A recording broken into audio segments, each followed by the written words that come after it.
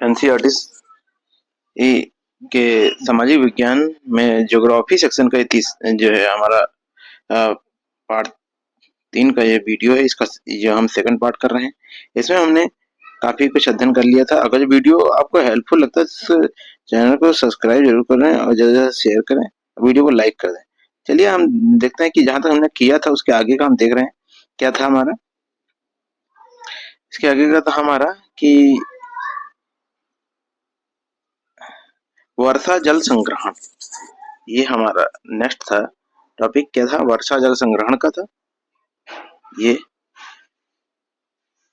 बहुत से लोगों का मानना है कि बहुउद्देशीय परियोजनाओं के अलाभप्रद असर और उन पर उठे विवादों के चलते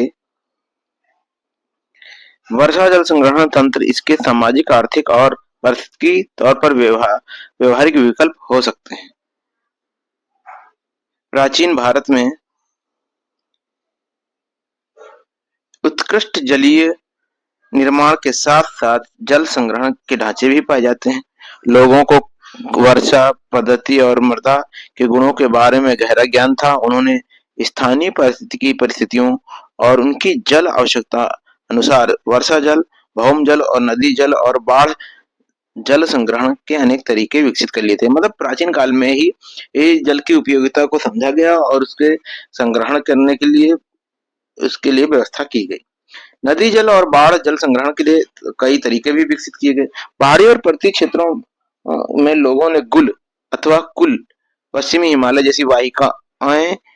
जैसी वाहिकाएं नदियों की धारा का रास्ता बदल खेतों में सिंचाई के लिए बनाई गई थी।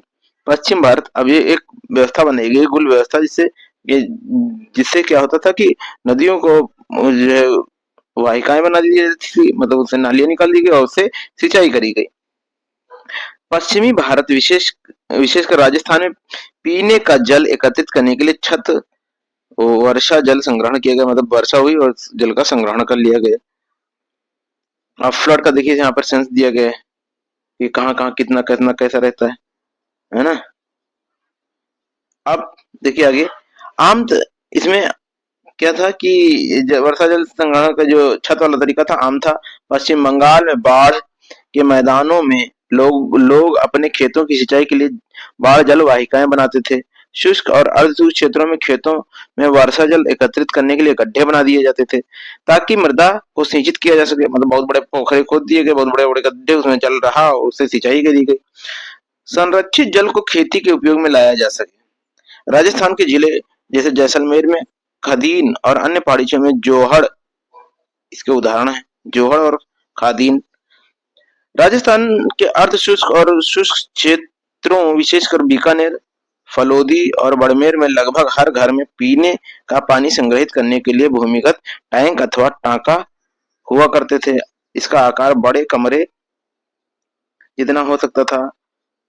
फलोदी में एक घर में 6.1 मीटर गहरा और 4.27 मीटर लंबा और 2.44 मीटर चौड़ा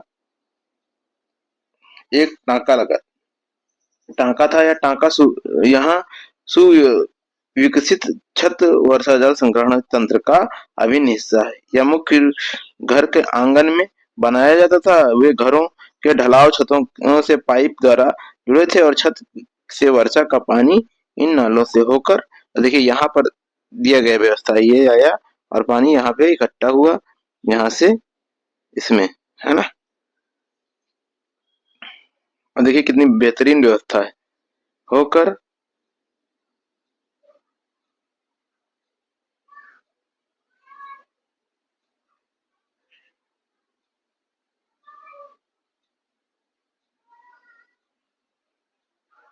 भूमिगत टैंक तक पहुंचता था जहां इसे एकत्रित कर लिया जाता था, है ना। यहाँ इसे एकत्रित कर लिया जाता था। देखिए ये व्यवस्था है। यहाँ पर आया छत का पानी यहाँ से गया और यहाँ पर इकट्ठा कर लिया गया और यहाँ पे बाद में इसका प्रयोग किया जा सकता है ना। तो वर्षा का पहला जल छत और नालों को साफ करने में प्रयोग होता था, उसे संग्रहित नहीं किया जाता था। इसके बाद होने वाली वर्षा का जल संग्रहण किया जाता था। टांका में वर्षा जल अगली वर्षा ऋतु तक संग्रहित किया जा सकता है और इसे जल की कमी वाले ग्रीष्म ऋतु तक पीने के लिए जल उपलब्ध करवाने वाला जल स्रोत बनाता है। वर्षा जल अथवा पालर पानी जैसा कि इसे क्षेत्रों में पुकारा जाता है, प्राकृतिक जल में शुद्धतम रूप से समझा जाता है। कुछ घरों में टांके के साथ भूमिगत कमरे भी बनाए जाते हैं, क्योंकि जल का यह स्रोत इन कमरों को भी ठंडा रखता है, जिससे ग्रीष्म ऋतु में भी गर्मी में राहत मिले। अब इससे देखिए दो फायदे हो रहे हैं, एक तो पानी भी मिला और ग्रीष्म ऋतु में इससे और फायदा मिल रहा है। तो देखिए इसमें ये देखिए एक कुल से वर्तुल ग्रामीण तालाब बनता है। काजा गांव का चित्र है, जिसमें जरूरत पड़ने पर पानी छोड़ दिया जाता था और ये पानी संग्रहित होकर आगे काम में लिया जाता था। आगे देखिए कि यहाँ पर छत जल वर्षा संग्रहण में क्या था, पीवीसी पाइप का इस्तेमाल करके ये इकट्ठा किया गया, फिर ईंटें लगा दी गई जिससे छन फिल्टर हुआ, है ना। फिर भूमिगत पाइप से जल हौज तक ले जाया गया, जहां से तुरंत प्रयोग किया जा सकता था। कुएं आज तक ले जाया जा सकता था। कुएं का जल भूमिगत जल का पुनर्भरण करता था, बाद में इसका उपयोग किया जा सकता था।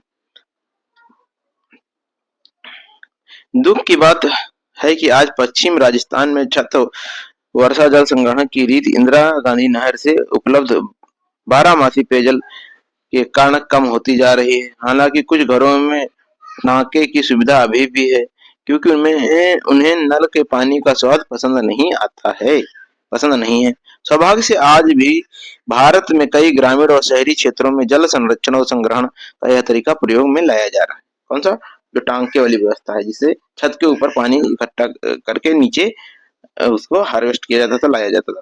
कर्नाटक के मैसूर जिले में स्थित एक सुदूर गांव गंडाथूर में ग्रामीणों ने अपने घर में जल आवश्यकता पूर्ति के लिए छत वर्षा जल संग्रहण की व्यवस्था की हुई है। गांव में लगभग 200 घरों में यह व्यवस्था है और इस गांव ने वर्षा जल संपन्न गांव की ख्याति अर्जित की है। यानी कि इस गांव को क्या कहा जाता है, यहाँ पर वर्षा जल का संग्रहण किया हुआ, वर्षा जल यहाँ पे है काफी ज्यादा मतलब। और यहाँ यहाँ प्रयोग किए जा रहे वर्षा जल संग्रहण ढांचे की इस बारे में अधिक जानकारी के लिए ये दिखाया गया है कैसे कैसे है ना।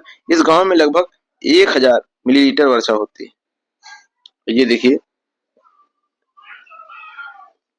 छत जल संग्रहण थार के सभी घरों में और ग्रामों में प्रचलित था। वर्षा जल के कारण घरों की छतों पर ढालू छतों पर गिरता था और उसे पाइप द्वारा भूमिगत टांका के अंदर ले जाया जाता था। इन्हें भूमि के गोल छिद्र जो मुख्य घर अथवा आंगन में बना होता था, ऊपर दिखाए गए चित्र में आपने देखा ही है। जल पड़ोसी की छत से एक लंबे पाइप द्वारा लाया जाता था। यहाँ पड़ोसी की छत का उपयोग वर्षा जल एकत्र करने के लिए किया जाता था। एक चित्र में दिखाया गया कि जिसके द्वारा वर्षा जल भूमिगत टांका में चला जाता है। ये आपको आपने आगे चित्र में देखा, कौन सा था, ये देख रहे हैं आप इस तरह ये छत वर्षा जल संग्रहण है। अब आपको कुछ इंपॉर्टेंट फैक्ट बताते हैं। मेघालय की राजधानी शिलांग में छत वर्षा जल संग्रहण प्रचलित है। यह रोचक इसलिए है क्योंकि यहाँ चेरापूंजी और मानसून राम जहाँ विश्व में सबसे अधिक वर्षा होती है। शिलांग में 55 किलोमीटर की दूरी पर स्थित है और यह शहर पीने के जल की कमी की गंभीर समस्या का सामना करता है। शहर के लगभग हर घर में छत वर्षा जल संग्रहण की व्यवस्था है। घरेलू जल आवश्यकता की कुल मांग का लगभग 15 से 25% हिस्से की पूर्ति छत जल संग्रहण व्यवस्था से ही होती है। आगे देखते हैं बांस ड्रिप सिंचाई प्रणाली। बांस ड्रिप सिंचाई प्रणाली क्या है, इसको देखिए। मेघालय में नदियों और झरनों से के जल का बांस द्वारा बनाए गए पाइप द्वारा एकत्रित करके 200 वर्ष पुरानी विधि प्रचलित है। यहाँ लगभग 18 से 20 लीटर सिंचाई पानी बांस पाइप में आ जाता है और उसे सैकड़ों मीटर की दूरी तक ले जाया जाता है। अंत में पानी का बहाव कितना 20 से 80 बूंद प्रति मिनट तक घटाकर पौधे में छोड़ दिया जाता है। अब देखिए एक पहला चित्र क्या है, पहला वाला ये एक पहाड़ी शिखर पर सदा नीरा झरनों की दिशा में परिवर्तित करने के लिए बांस की पाइपों का उपयोग किया जाता है और इन पाइपों के माध्यम से गुरुत्वाकर्षण द्वारा जल पहाड़ के निचले स्थानों पर पहुंचाया जाता है। आगे देखिए ये चित्र 2 और 3 क्या है, बांस की निर्मित चैनल से पौधे के स्थान तक जल बहाव परिवर्तित किया जाता है। तो पौधे तक बांस पाइप से बनाई एवं बिछाई गई विभिन्न जल शाखाओं में वितरित कर दिया जाता है। पाइपों में जल प्रवाह इनकी स्थितियों में परिवर्तन करके नियंत्रित किया जाता है ना। ये देखिए यहाँ पर घुमाया गया, यहाँ भी देखिए कई शाखाओं में विभाजित हुआ। यदि पाइप को सड़क पर ले जाना हो तो उसे भूमि की ऊंचाई तक मतलब यदि पाइप को सड़क पार ले जाना हो तो उन्हें भूमि पर ऊंचाई पर ले जाया जाता है।